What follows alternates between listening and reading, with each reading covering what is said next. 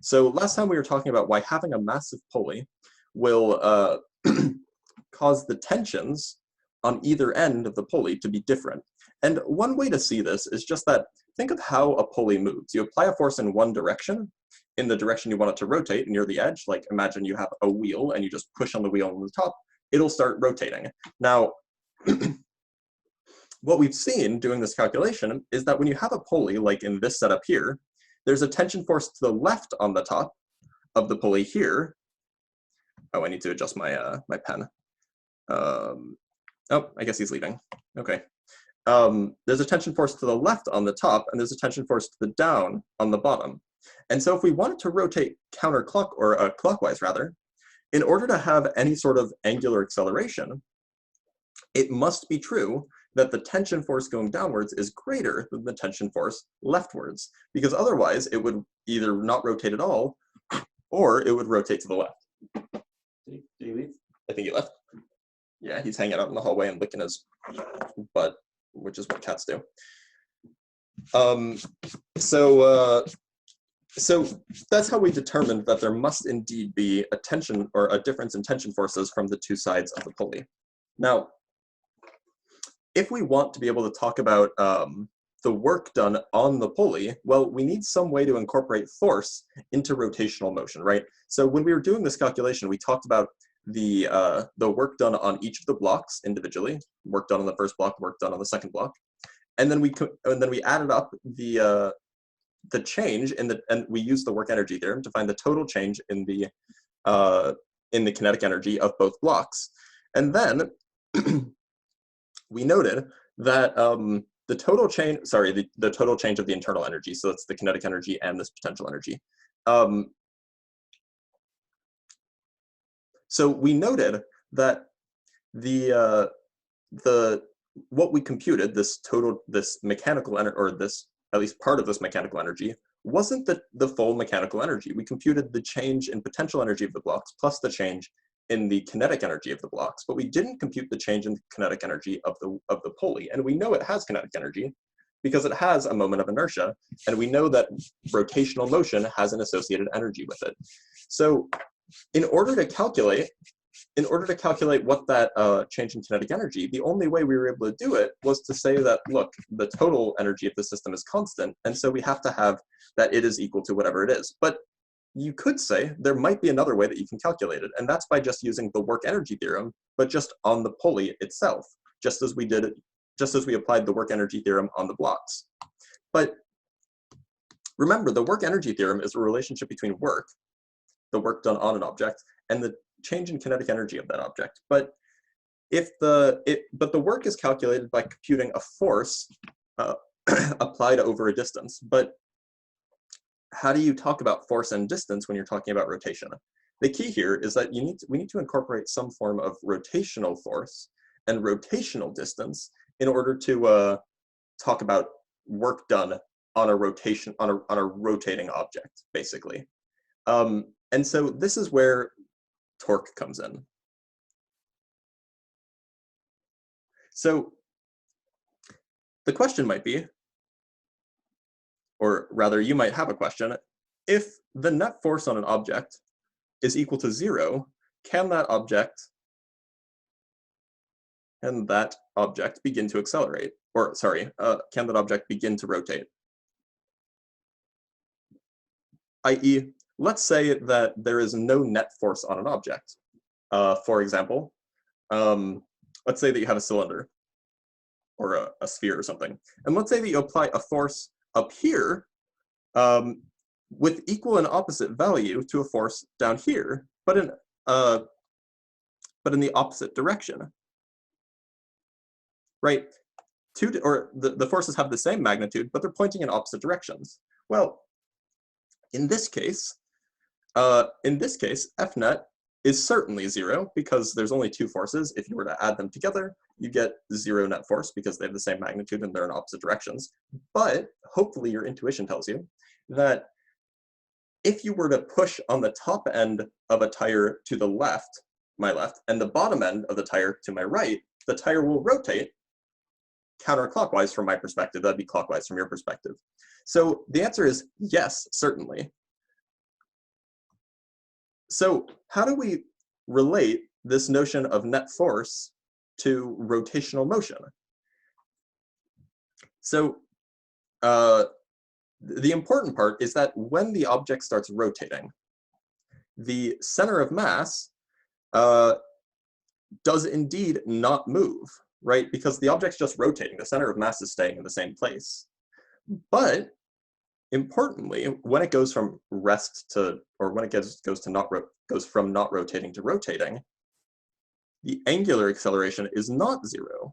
I mean, that's what it means. Angular acceleration is a change in angular velocity. And if the angular velocity started out at zero and then it wasn't zero, it had to have angularly accelerated. So we need to talk about angular acceleration, which means that we need a rotational version of force.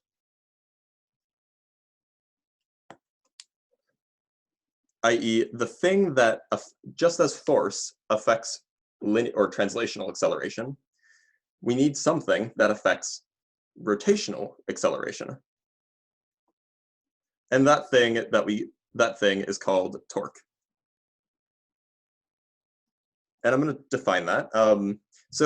But before I get to there, torque has a rotational second law.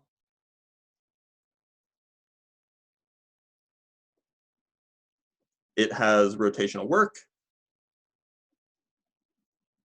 i.e. work done due to changes in rotational velocity, and it has impulse,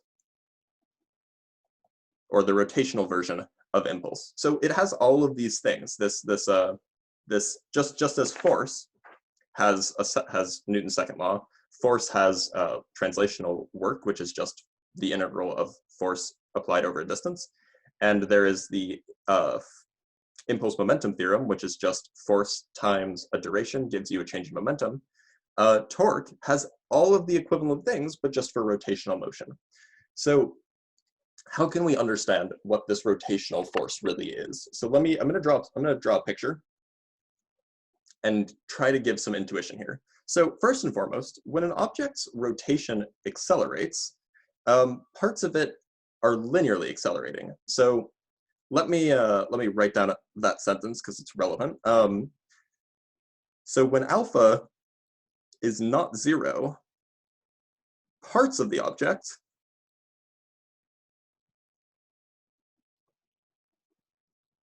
have regular acceleration, not zero. Now, the important distinction is that the center of mass acceleration is still zero if an object's rotating, freely anyway, assuming there's no net force. But that doesn't mean that the acceleration of any given part of the object is zero, right? Because, for example, let me just draw a picture. Let me draw a lumpy thing. Let's say that we put a pivot here. And let's say that we apply a force, say, here.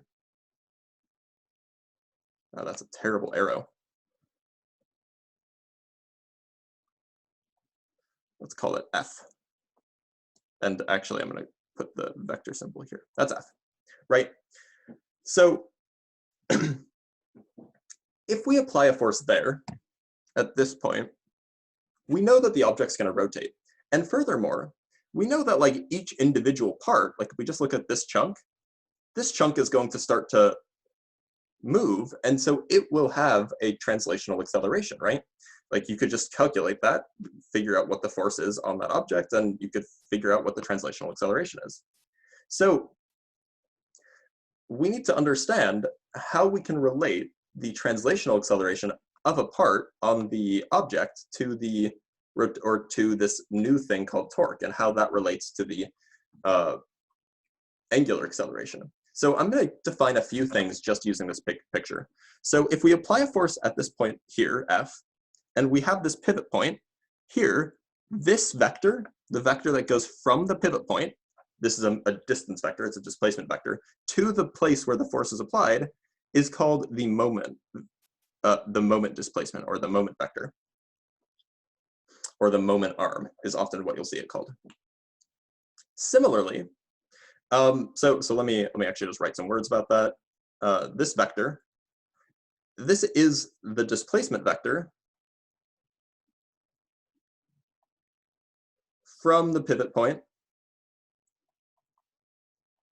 to the location of applied force.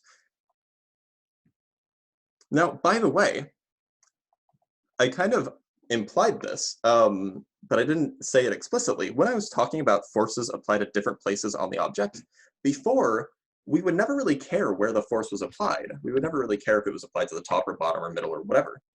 But now, notice that actually it does matter, because if you want to talk about rotation, where the force is applied is relevant. If I applied this force to the top, it wouldn't rotate at all. But if I apply it to the bottom, now we get rotation. So, and I'll be more explicit about this later when I talk about extended force diagrams, but notice now that it does matter where the force is applied.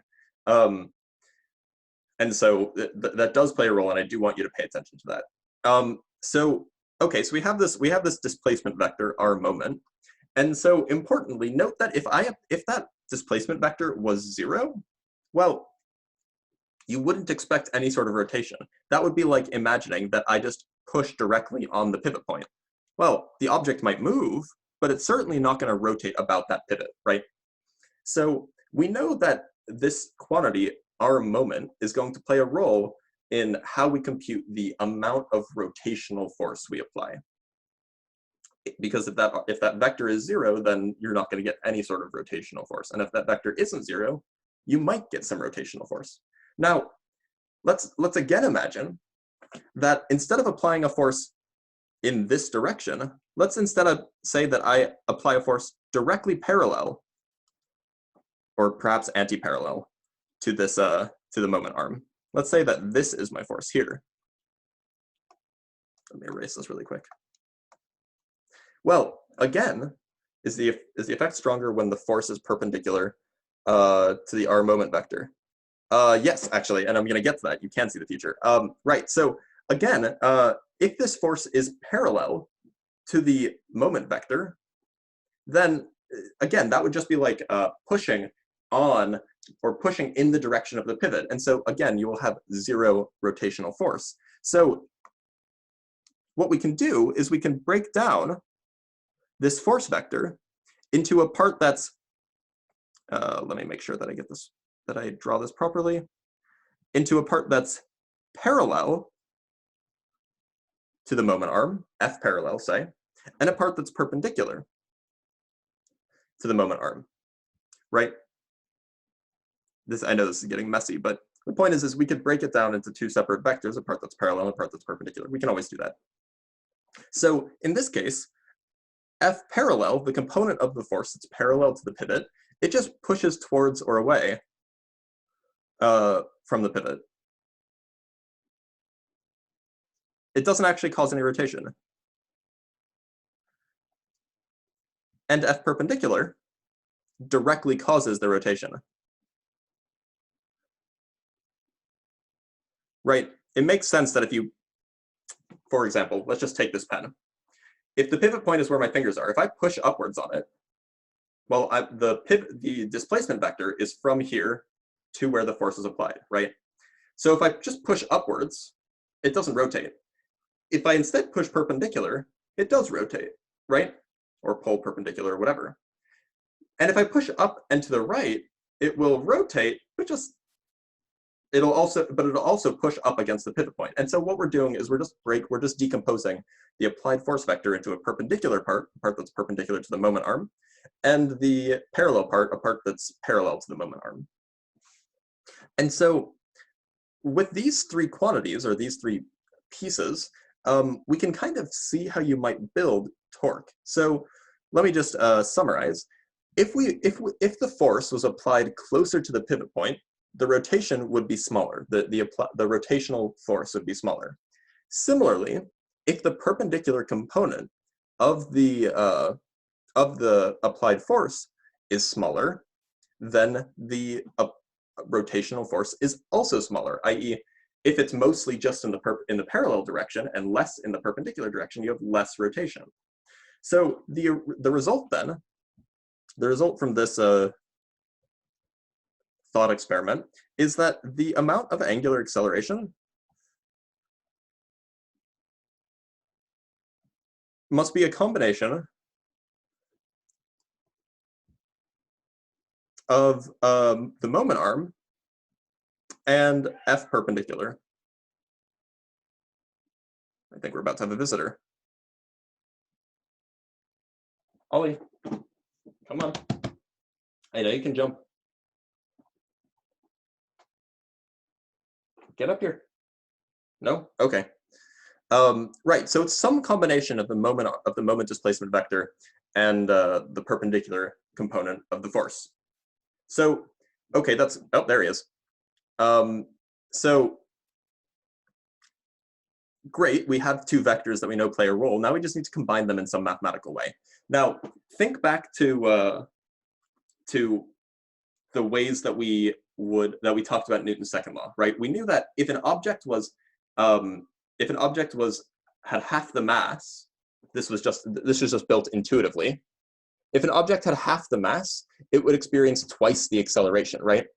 And so what we said is we just said, okay, look, you could come up with some complex relationship between force, mass, and acceleration, but the simplest relationship is just one of proportionality. So we just said that, look, we just take the force and we divide it by the mass, and that gives us the acceleration. And it turned out that that was correct, at least using the definitions that we had for force and acceleration and so on. So we do the same thing here. We just say, look, we just hypothesize that the magnitude of the torque, or that the amount of torque, which is this rotational force, is equal to the magnitude of the perpendicular force times the magnitude of the moment arm. And I'm just going to abbreviate it just R, because I don't want to write moment every time, but in the context of torque, R usually refers to the moment arm. So that's the trick here. That's what we're going to, that is the simplest way to combine them, right? If you double the moment arm, you should have, because it's twice as far away, you should have twice the rotational force. And if you double the force, then obviously you should have twice the rotational force. And so we're almost done, or we're almost done at least getting a magnitude-like thing. What is the magnitude of F perpendicular? Well, let's just draw some picture. Let's just draw a picture, and we could try to analyze it. Let's say that this is the vector R, and let's say that, remember, a force can be, a vector can be moved wherever. If, say, this was our force vector, or even better yet, let's just say this was our force vector to line up with what we had before. I'm just going, just for the sake of ease of mathematical viewing, I'm just going to move that over here. It's the same force. I know it's applied in a different place, but now I'm just talking about manipulating vectors on their own. So if that's the force, then we might call this angle theta. That angle would be the same thing as this angle, just to be clear. And then the perpendicular component, let me move this down. The perpendicular component would be the part that's just perpendicular, which would be the same as this one here. So actually, you know what? We could probably just do this directly over here. Yeah, let's just do that. This is just by the fact that the two lines are intersecting. So the angles are the same. And so we get that this perpendicular part has magnitude given by the magnitude of the whole force times the sine of the angle. So what we have is we have that torque is equal to F times R times sine of the angle between them. And that's pretty much correct. In fact, we're just missing one thing, and that's that the torque actually has a direction, right? So remember, we talked about this notion of directional acceleration, or sorry, this notion of angular acceleration having a vector, which is to say that because rotations can take place in 3 dimensions, you need some way to specify what axis the object is rotating about. And so what we do is, to specify that axis, we tell you if the angular acceleration vector is in the k hat direction, that tells us that the rotation is counterclockwise around the k-hat axis, or the z-axis. And so we use the right-hand rule to determine that. Notice that this is my right hand. If the angular acceleration is, say, in the direction you curl your hands in, then your thumb sticks in the direction of the axis, and that's also the direction that the vector points in. And so we need some, your name is period, but yes, yeah, that equation is very similar to the cross product. The point here is that what we've discovered is, come on, let me write, there we go. What we've discovered just by analyzing what properties torque should have, is it gonna drag? There we go. Is that the magnitude of the torque vector, which it should be a vector because angular acceleration is a vector, just how because acceleration is a vector, force should be a vector. The magnitude of the torque vector is indeed force, the magnitude of the force times the magnitude of the moment arm times the times sine of theta. And so what quantity actually has that property? Well, it turns out that that is, the torque is just R cross F.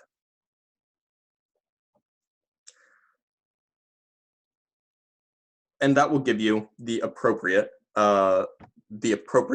magnitude. And in fact, it'll give you the direction, right? Let's now look at the direction using this example, right?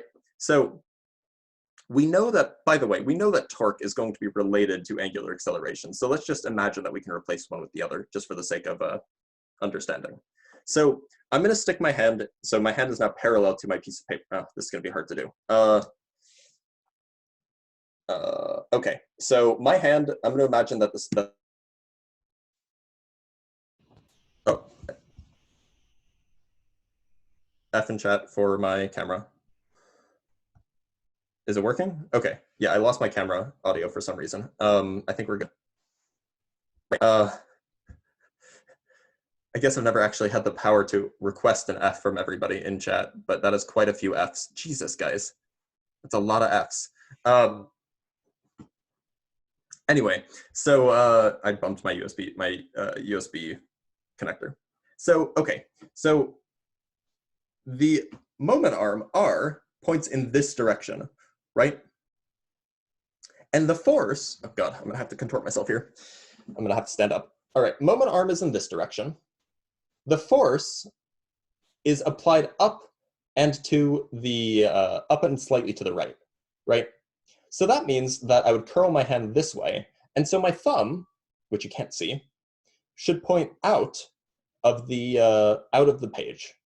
And so what that indicates is that the rotation that this would cause would be about an axis that's parallel to the direction my thumb points, in this case being out of the page or out of your screen.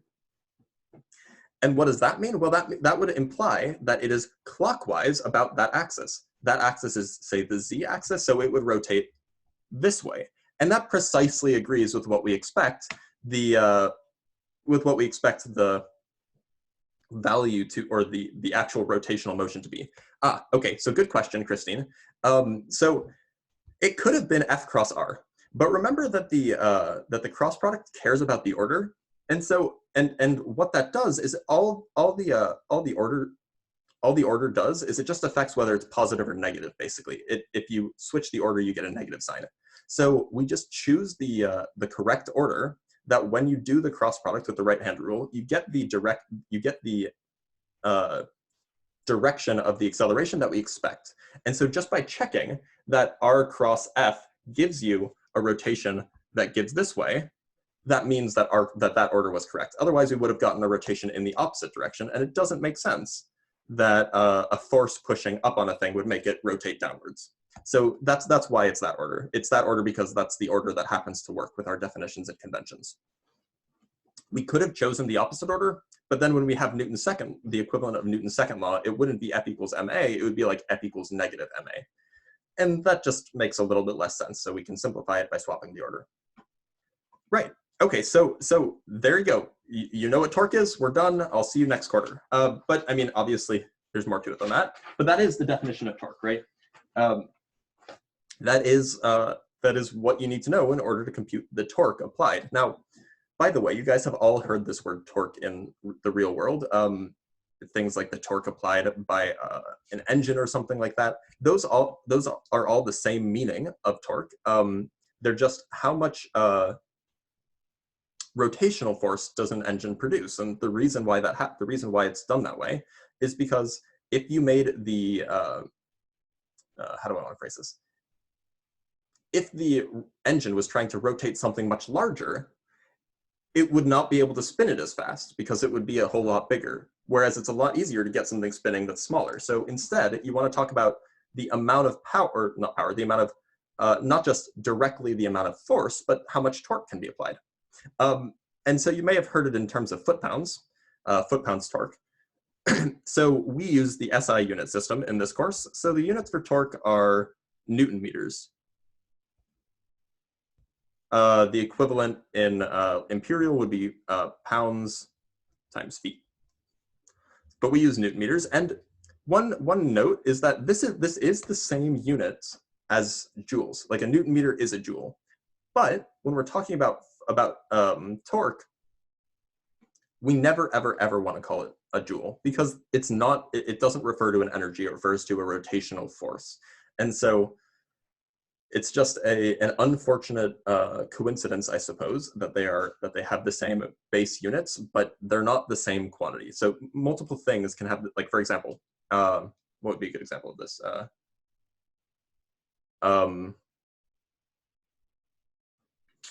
There are other examples of this. I just can't think of them at the moment.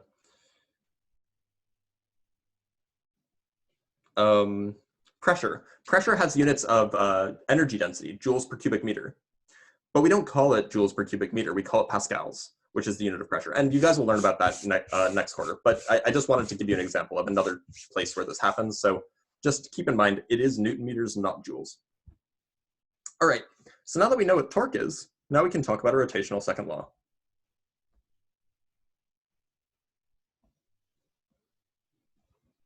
So the direction of rotation that would be caused by the rotation, by the force above, is out of the board. That's the vector associated with the rotation that we're talking about. And so by the cross product calculation, we also get that it points out of the board, so everything checks out. So the conclusion then is that the torque might be equal to some constant times the angular acceleration. And we kind of expected that, right? Like we knew that it was going to be some sort of second law type thing. We knew that the force should, or that the rotational torque should be related to the rotational acceleration in much the same way that translational force is related to translational acceleration. So the question is what is this constant?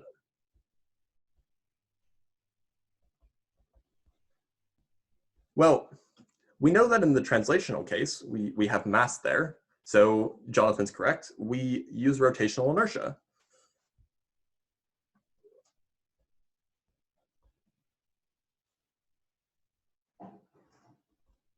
The correspondence that we had before is that mass and moment of inertia are related. So if we're swapping in a for alpha, then we auto swap it, and we're swapping in tau for f, we auto swap in I for m. So we do indeed get that Newton's second law for rotation is torque equals I times alpha. And there's a few caveats to this equation. The first is that unlike force, or actually I suppose this is quite like Newton's second law. So Newton's second law had a few caveats tied into F equals ma, because it's not that simple, right?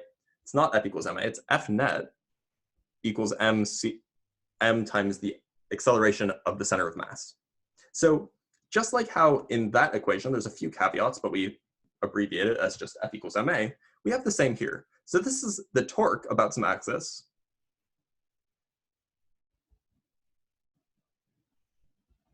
This is the moment of inertia about that axis.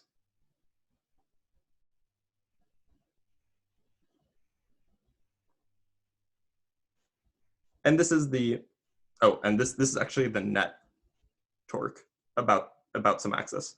And this is the angular acceleration about that axis.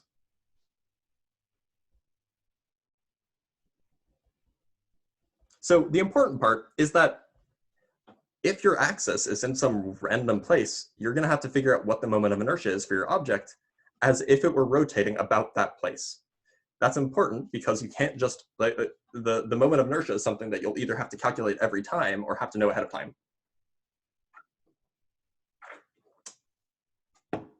So let's do a sanity check on this formula just to make sure we didn't make any mistakes, because I did make a lot of assumptions, and it's useful to make sure that our equations are correct. So we're just going to solve a problem that we've already solved before using this, this method. So let's talk about a point mass tied to a string with the other end fixed.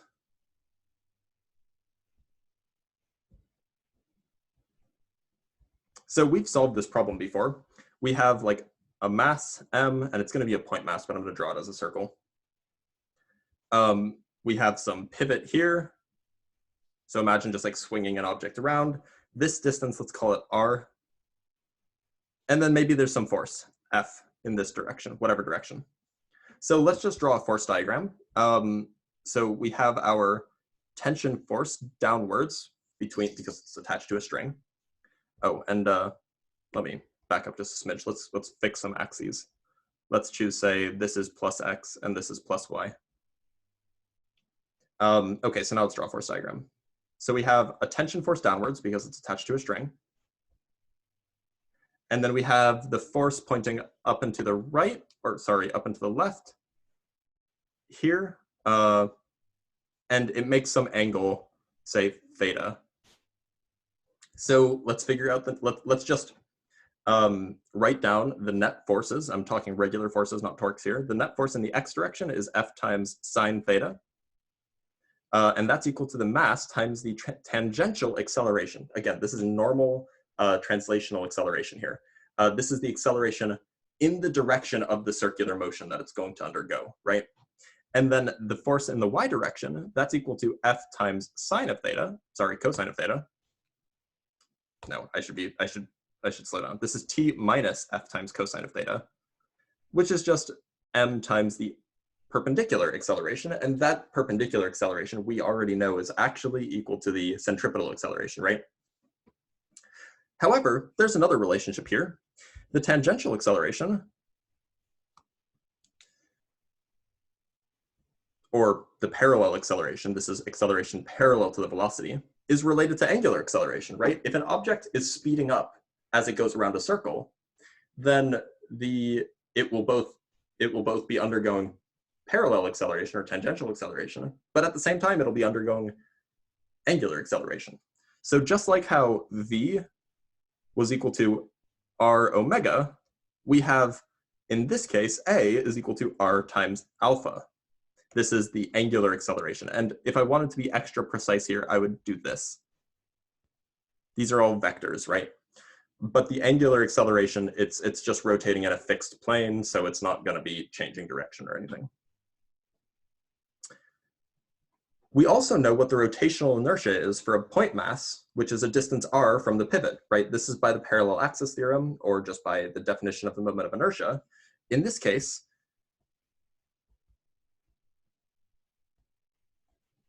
the moment of inertia about the pivot is just the mass times the distance squared, right? Wouldn't fx be ma perpendicular and fy be fy? No, so the motion that it's going to undergo is circular motion, right? Because it's going to swing around the pivot. So the acceleration in the x direction is parallel to its motion. Hopefully that clears things up. And y is perpendicular to the motion. Right, so the moment of inertia for about the pivot is mr squared. And so, well, we have that f. So I'm just going to combine all these facts. F sine, not f with a vector. F sine theta. Well, we know that that's equal to m a parallel, which is equal to I over r squared. M is just I over r squared. And then a parallel is r times alpha, dropping the vector symbols. And this is I alpha over r squared. All I'm doing is simplifying a little bit. Sorry, I alpha over r. And so we can rearrange this formula and we get r times f times sine of theta equals I alpha. But r times f times sine theta, that is just the magnitude of the moment arm, r, cross the force, F. And that's equal to I alpha. And so from our formula, this is equal to the torque. So yes, so what we've seen is that we had this formula for torque up here. We wanted to check that that formula for torque was equal to this formula for torque. And so what we did is we rewrote this Newton's second law in the x direction. And it turned out that the left-hand side, if you do some rearranging, works out to be the first formula, the left-hand side, works out to be this formula, which is just the definition of torque. And the right-hand side works out to be I times alpha, which is precisely what we would expect if we had Newton's second law for torque, like so. So it checks out. So this is equal to torque equals I alpha. And so, I mean, obviously it's not a proof, but it does show that at least in simple cases, the formula that we've written down works and is correct. I.e., it shouldn't have been 2 times I times alpha or I times R times alpha or something. It is correct. So once you have these formulas, the only difference now between solving standard translational Newton's second law type problems where you just sum up all the forces and then you find the acceleration and so on and so forth. It's just a Greek letter tau, and it's because t was already taken. So we use a Greek letter tau, which stands for torque. That's all. So the point is whereas before we would just find the net force and then use that to find the acceleration of the center of mass, and then we could do a whole bunch of things in various directions. Now, the only difference is that in order to find the net torque, you first find the torque associated with each force by taking the cross product, and then you add up all of those torques to get the net torque, and then everything's the same. You can use that to find the angular acceleration of the object, and then you can use the fact that the angular acceleration of the object is related, maybe it's 0 if it's not changing its angular speed, and so on and so forth. Everything goes through the same. It's just now you have to do an extra cross product to figure out what the net torque is.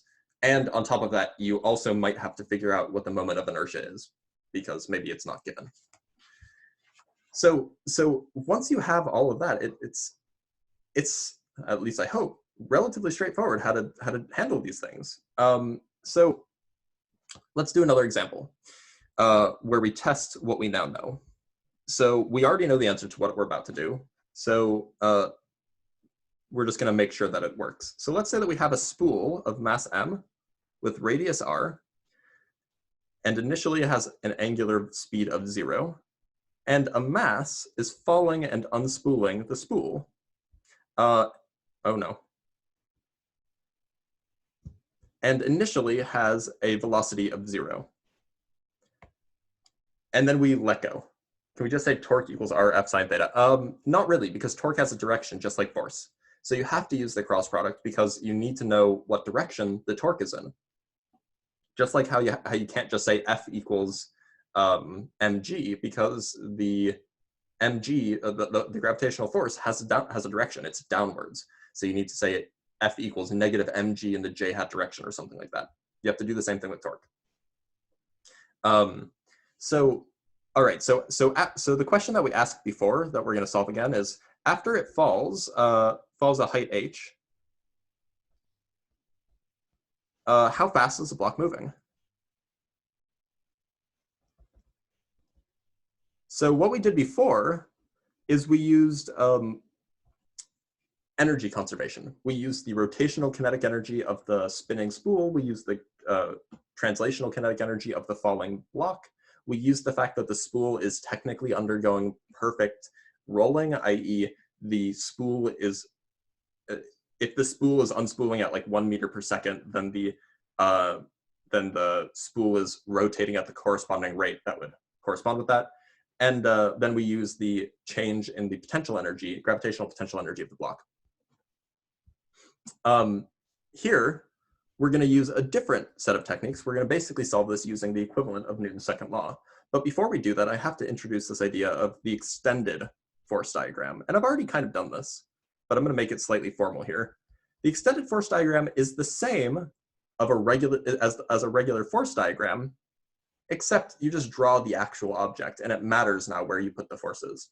So, for example, if the spool has an axis about its center, the normal force will point directly up, because the point of contact between the spool and the axis is from the axis point pushing up on the whole of the spool. Now, I'm not going to yet tell you where gravity comes from or where gravity points, but let's just say gravity points from, say, this point. It doesn't matter where. We know that gravity doesn't cause rotation, right? If I just hold a round object, or if I just hold a thing, it's not going to start rotating under the force of gravity alone, right? I mean, it will if its pivot point is not about its center of mass. But if I hold the object, if I let the object pivot about its center of mass, gravity will not let it rotate. So whatever it is, it has to be parallel to the moment arm. So I'm just going to say it's point straight down from here. This force won't do any work. And actually, just for simplicity, I'll just put it in the middle, so we can neglect it. Sorry, that force won't do any torque. Then we also have a tension force over here, right? The tension force pulls downwards on the spool with that force. Similarly, we have our normal, the block's not rotating, so we can just do a normal diagram for the block. That should be capital mg. So we have tension force pulling up, little mg pulling down. And now let's just write down the Newton's second law. So what are the torques here? Well, just as when we were dealing in just one-dimensional kinematics, we could just worry about, we didn't really have to worry about how do I want to phrase this? We didn't have to worry about vectors. As long as the rotation takes place in a 2D plane, like it does here, like it rotates in the plane of the paper, we don't have to worry about direction. So we can just use the magnitude of the torque with a positive or negative sign.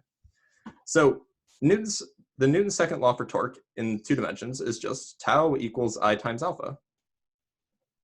And then the Newton's second law, oh, and by the way, the object itself, the spool itself isn't going to move. So we know that the net force on the spool should be 0. And we could use that to figure out n and m and t, but we don't really need to. So we're going to end up not using that. The net force on the block, though, is just T minus mg, which is just equal to m times a, right? All right, now we have some constraints. So these are our Newton's laws.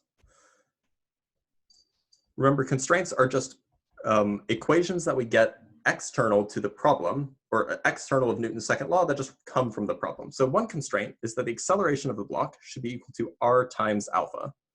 That's just because the spool is or the thread is unwinding the spool.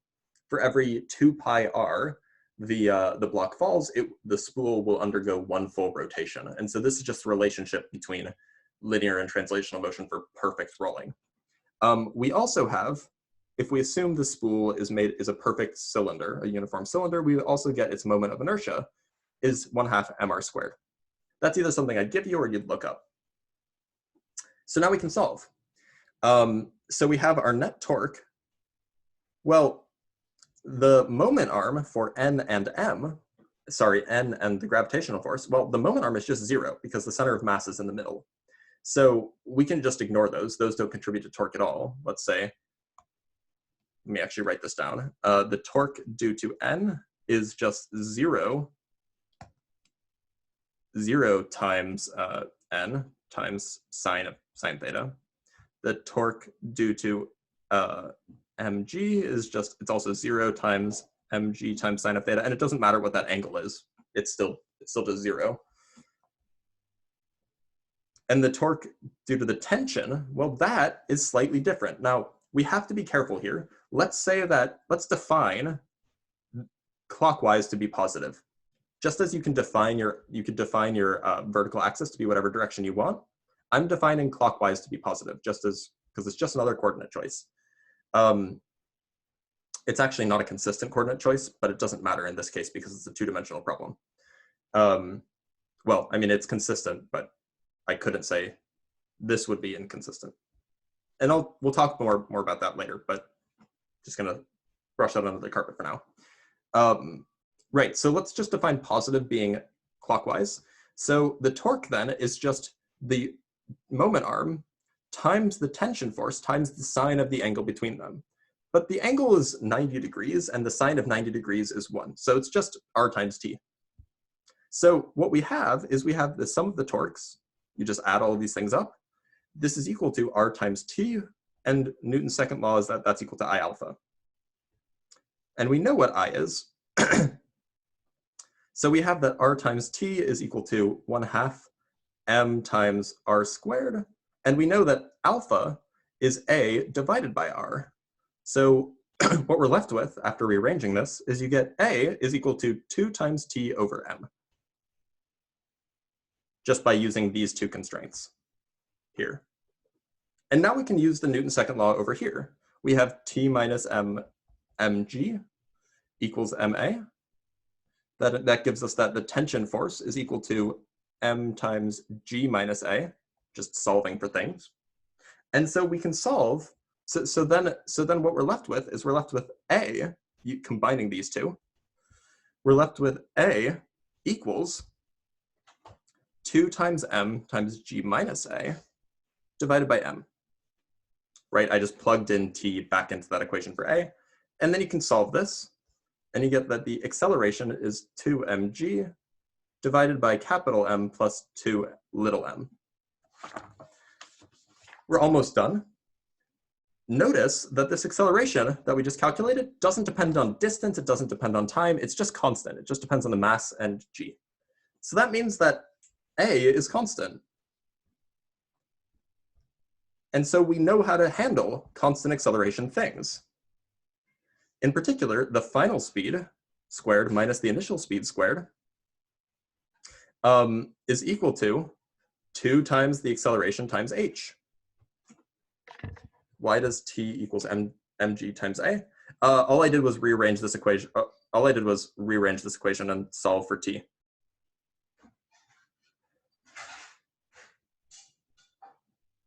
Why is that g minus? Okay, so that's actually an important point. So the okay. So you're correct. I fudged a little bit here. So notice that I said clockwise was positive angular acceleration, but I said vertical. I said up was positive. So in fact, that constraint wasn't quite correct. This should be minus r times alpha, because if I have positive angular acceleration, that should be negative translational acceleration. And then we can fix that, get a minus sign there, and then we would have a plus sign here. You guys are all correct. Plus sign there, but we had a minus sign here, and you can go back and solve, and it'll check out. Yeah, at least it ought to, because I did this before and it worked out, but I changed the signs of a few things. 2t over m. All I did was I plugged in the two constraints that we had into this equation. I plugged in I is equal to 1/2 mr squared and a is equal to negative r alpha.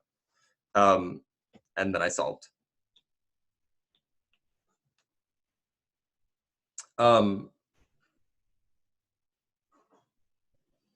Making sure that everything else is consistent.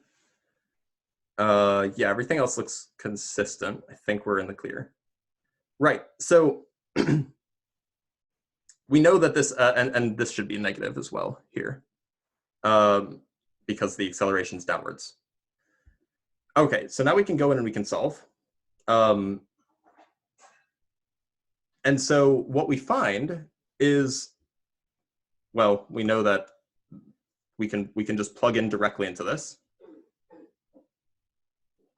And that h, by the way, that displacement downwards, there's a negative h there, so I have to be careful. I shouldn't have changed the signs of my coordinate system, but I did that for consistency. So it moves downwards distance h. All of these negative signs end up canceling out, as you can see, and we get that vf squared minus 0 is equal to 2 times 2mg over m plus 2 little m times h. And then we can solve vf equals square root 4 little mgh over m plus 2m. And remember, we can perhaps go back. I know we're over time, by the way. I'm just trying to finish up here. We solved this same problem last time here, and we got the exact same answer. And so if I hadn't fudged those signs, it would have been a lot more miraculous. But the point is we can use these tools, and as long as you're consistent with your choice of coordinate systems, the answer will come out correct. If we had wanted to be extra consistent, really, we would have just chosen counterclockwise is positive, but neither here nor there. The point is, I mean, the signs do work out. It's just kind of a mess to do so, but that's okay. Right, so we are now over time, so I'm going to call it there. Does anyone have questions? I'm going to stop the recording.